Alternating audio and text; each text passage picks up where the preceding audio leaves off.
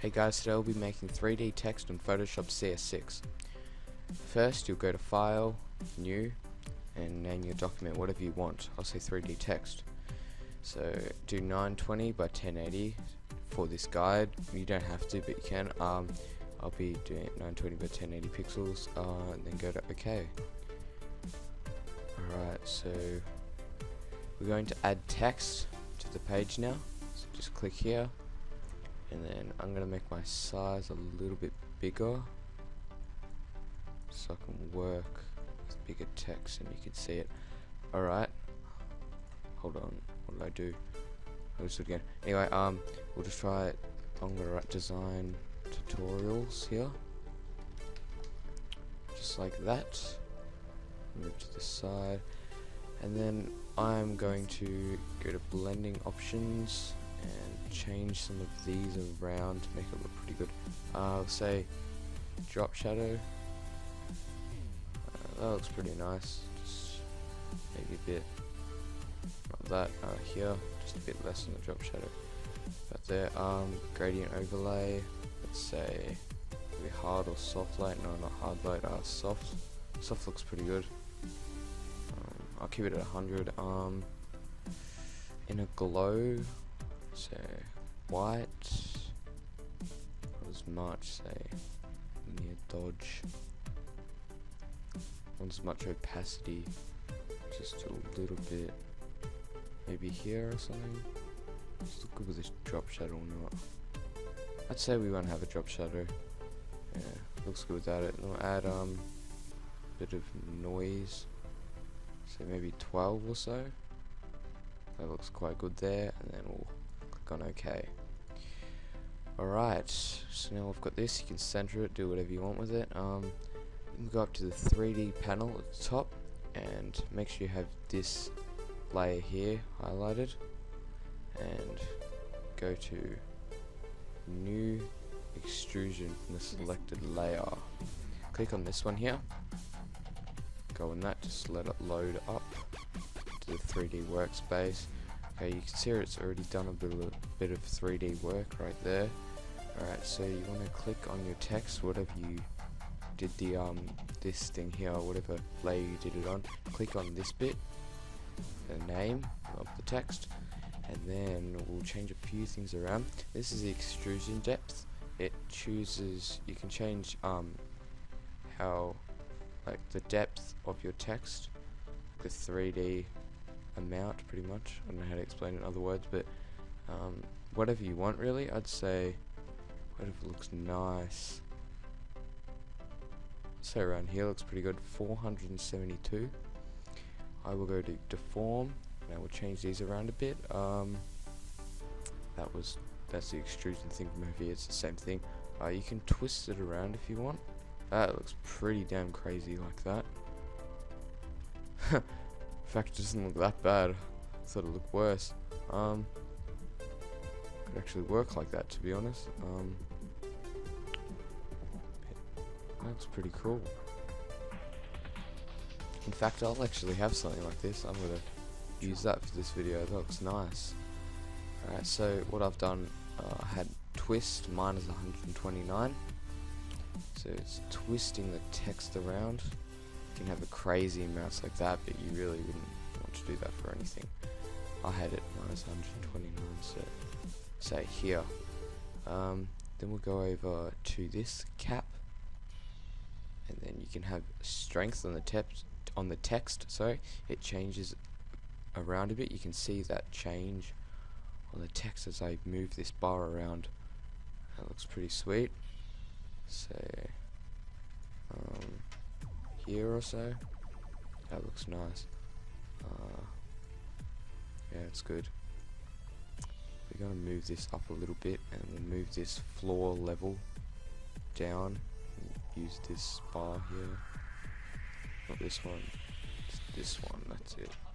Move that down. Move that down a bit, and then we'll click on this, and then move this bar up until it's about in the center. Alright, that's good. Now, is there anything else really? Yeah, as I was saying before, you can pretty much change the strength to whatever you think looks good. I reckon around here looks pretty sweet. That looks nice. Okay, and then you'll see once you've done that, you click on this little symbol here. It's like a 3D icon. Click on that, and it will render your picture out and make it more clearer to work with. So just wait for it to load and fix it up a little bit more. You see the clarity will get better and it'll look pretty cool.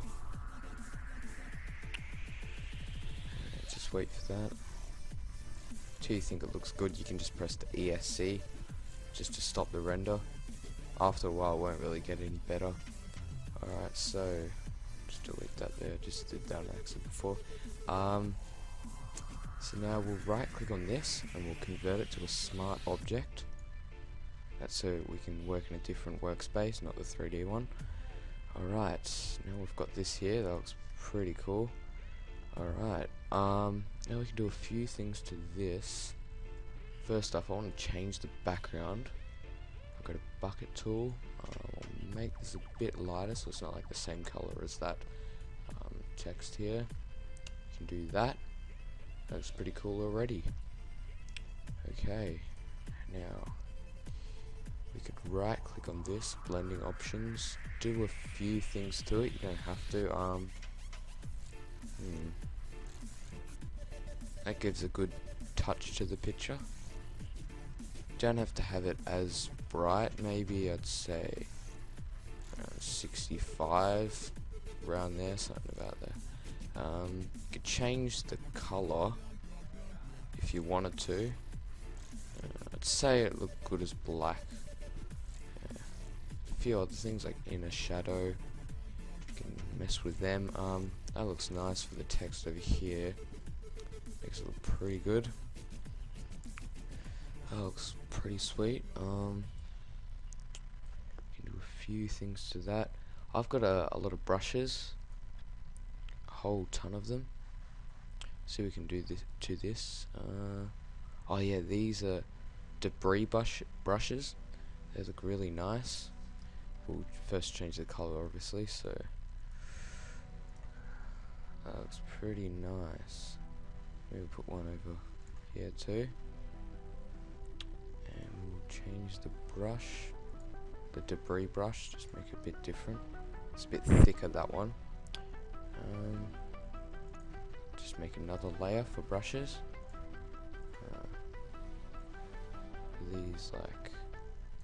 These ones look nice. This is a cool one, I think. Yeah, this one's nice. Like that. I'd say we make that a bit darker, that one. Maybe here looks nice. Yeah, that looks good. That looks good. Okay, we'll do another layer here. And we will change the brush again. Got a whole ton of them. Got that one. I've used this one a few times. That looks pretty nice at the back. I'll move this layer to the bottom, just above the background, and then I'd say a darker color maybe, and then I'll just change the opacity. We'll see what it looks like. Maybe there. Not as much. A bit darker, I'd say. Looks nice.